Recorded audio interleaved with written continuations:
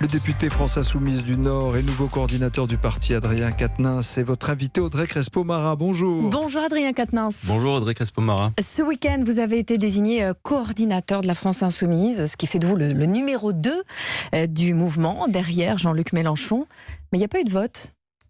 Alors l'ensemble des éléments qui ont été décidés et les évolutions organisationnelles proposées ce week-end sont effectivement transmises au vote des Insoumis pour 15 jours. Maintenant. Au-delà de la position que moi je vais occuper, parce que je veux bien, Audrey Crespo-Mara, que tout soit lu sous le prisme d'une position hiérarchique, mais en réalité, nous ne faisons pas un parti politique, nous faisons un mouvement, et donc en réalité vous prenez vos postes en fonction des tâches. Il n'y a pas de titre vous à la devenez quand France même Insoumise. numéro 2, mais on a l'impression que c'est Jean-Luc Mélenchon.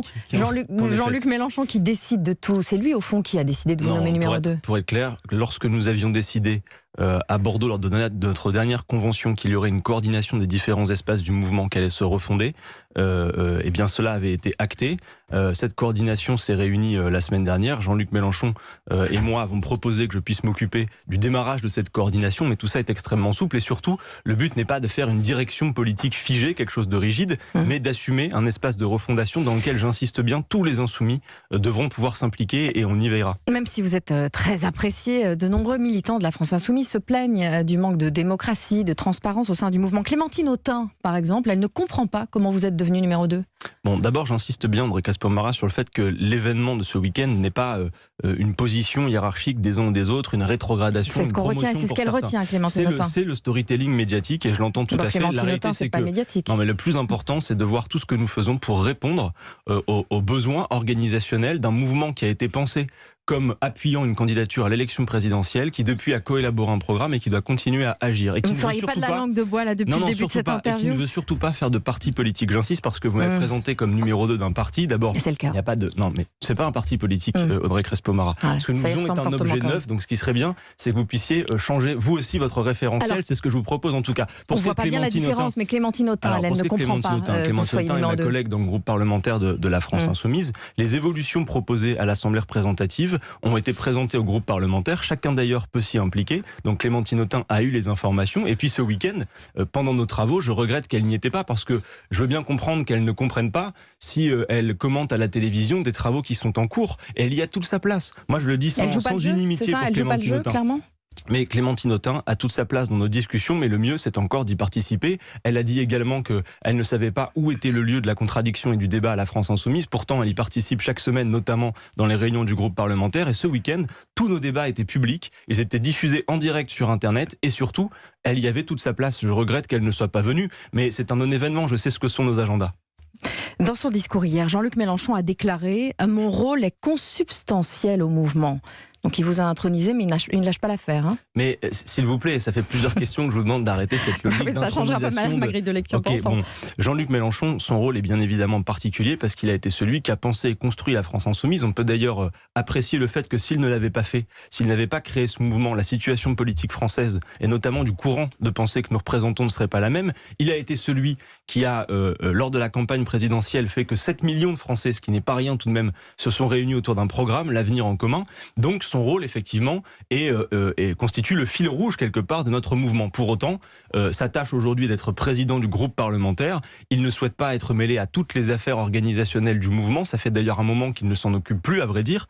Et il y a effectivement une nouvelle équipe qui se propose de se mettre en première ligne face à nos adversaires politiques. Et c'est notamment cette nouvelle génération que lui et d'autres ont contribué à faire monter et qui peuvent maintenant conjuguer leurs forces et leurs énergies pour la suite des combats qu'il y a à mener. Adrien Quatennens, au début du mouvement des Gilets jaunes, Jean-Luc Mélenchon avait promis qu'il ne ferait pas de récupération politique.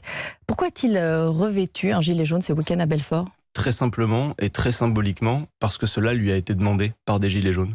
Donc ça suffit à enfiler un gilet jaune. Écoutez, quand de braves gens qui manifestent et qui se mobilisent depuis des mois, qui sont fatigués de cette mobilisation mais sont toujours combatifs, disent à un leader politique on aimerait que vous le portiez, je trouve que c'est une belle symbolique que d'assumer de le porter. Parce que voyez-vous, on a beaucoup commenté le fait que nous aurions voulu soutenir le mouvement des Gilets jaunes pour une logique électorale. Aujourd'hui, on a pu vérifier, notamment à l'aune des résultats aux élections européennes, que les Gilets jaunes, c'est vrai, ne se sont pas tournés vers le vote La France Insoumise, en tout cas pas massivement. Eh bien, est-ce une raison pour ne plus soutenir le mouvement? Non, absolument pas. Preuve, s'il en fallait une, que nous ne faisons pas de récupération, mais que nous soutenons une mobilisation qui représente ce que nous souhaitons, c'est-à-dire le fait que les gens se réapproprient Je la parlais de politique. Belfort, justement. Le gouvernement a promis de mettre la pression sur General Electric pour qu'aucun salarié licencié ne reste, je cite, dans la panade. Vous n'y croyez pas ? Et le gouvernement est assez impuissant en réalité. Il donne à voir cette impuissance parce que sur tout un tas de sites industriels, je pense récemment par exemple à Ascoval dans le Nord,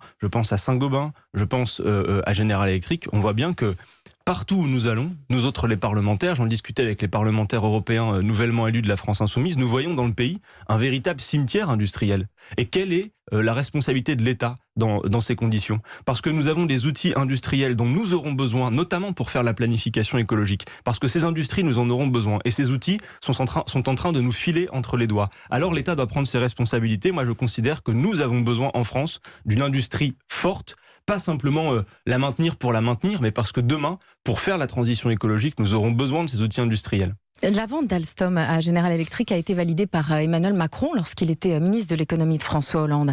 Hier, Jean-Luc Mélenchon a souligné que des proches d'Emmanuel Macron font désormais partie de la direction de General Electric, ce qui, selon lui, constitue un grave soupçon.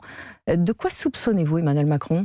Jean-Luc Mélenchon faisait référence aux travaux de la commission d'enquête parlementaire, qui est notamment animée par le député Les Républicains Olivier Marleix, et dans laquelle s'est investi notre collègue insoumis Bastien Lachaud, et qui révèle effectivement que, vraisemblablement, il y a lieu de penser que Emmanuel Macron a joué un rôle tout à fait particulier dans la cession d'Alstom. Et alors ? Et donc, il faut pouvoir en tirer des conclusions. Si, de fait, ces éléments et l'enquête devaient aboutir à des révélations, eh bien, il faudra en tirer également des conclusions. Alors, aujourd'hui, ces travaux permettent de lancer cette procédure d'enquête. Moi, je souhaite qu'elle aille à son terme. Quels soupçons exactement, précisément ? Écoutez, a priori, de ce que nous raconte cette commission, il y a des logiques de transfert de fonds, de rétribution, qui pourraient expliquer qu'il y ait eu une volonté politique de la part d'Emmanuel Macron et de son C'est entourage. grave comme soupçon, comme accusation ? Écoutez, rapprochez-vous de la commission d'enquête, invitez Olivier Marleix, il est plus informé que moi, mais moi, les révélations que la commission d'enquête fait nécessitent, même si à cette heure l'enquête n'a pas abouti, que l'enquête ait lieu et que nous puissions savoir précisément dans quelles conditions cette cession a été réalisée. Et puis surtout,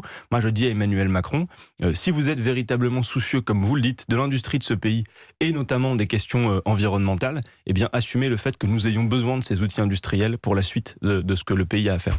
Adrien Quatennens, la vague de canicule qui s'abat cette semaine sur la France, c'est un rappel de l'urgence climatique. Début mai, le Parlement britannique a voté un texte qui proclame l'urgence climatique. Est-ce que vous souhaitez qu'à l'Assemblée nationale, où vous siégez, on fasse la même chose ? Absolument, Audrey Crespo-Mara, et d'ailleurs nous en avons fait la demande déjà à l'Assemblée nationale. Depuis plusieurs semaines, nous avons demandé que dans la lignée de ce qui a été fait au Parlement britannique, soit déclaré en France l'état d'urgence climatique. C'est pas un symbole avant tout ? Mais non, je pense que c'est l'affichage d'une volonté politique qui permet de se dire, s'il s'agit de se hisser à la hauteur de l'enjeu, c'est-à-dire nous avons 12 ans selon les scientifiques pour changer de modèle économique, eh bien il faut prendre d'amples décisions politiques. Et donc oui, déclarer l'état d'urgence climatique et avoir des politiques qui en découlent.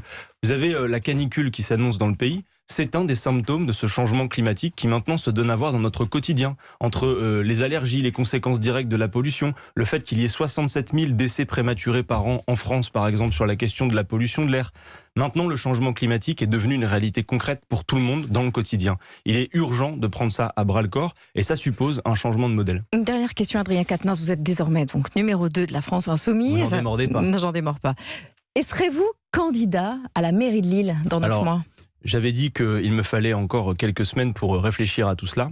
Je dirai ces prochaines semaines, peut-être avant la pause estivale ou à la rentrée, je vais voir si, compte tenu de toutes ces nouvelles évolutions, je proposerai ou non ma candidature pour la municipale. Vous ne l'excluez pas, en tout cas. Ce que je peux vous dire, en tout cas, c'est que ce week-end, nos travaux ont montré que la France Insoumise a une stratégie claire pour les élections municipales qui, s'il fallait la résumer à grands mots, consiste à dire que nous n'allons pas nous présenter devant les électeurs pour leur dire votez pour nous parce que nous avons le meilleur programme et que nous allons respecter nos promesses, c'est-à-dire ce que tout le monde dit. Nous allons leur dire venez avec nous siéger au conseil municipal et faites par vous-même et nous allons être un outil au service de cette implication et du pouvoir d'agir citoyen. Vous n'excluez pas d'être candidat en tout cas à la mairie de Lille. Je vous donnerai l'information en temps voulu. Merci Adrien Quatennens. Merci à vous Audrey Crespo-Mara.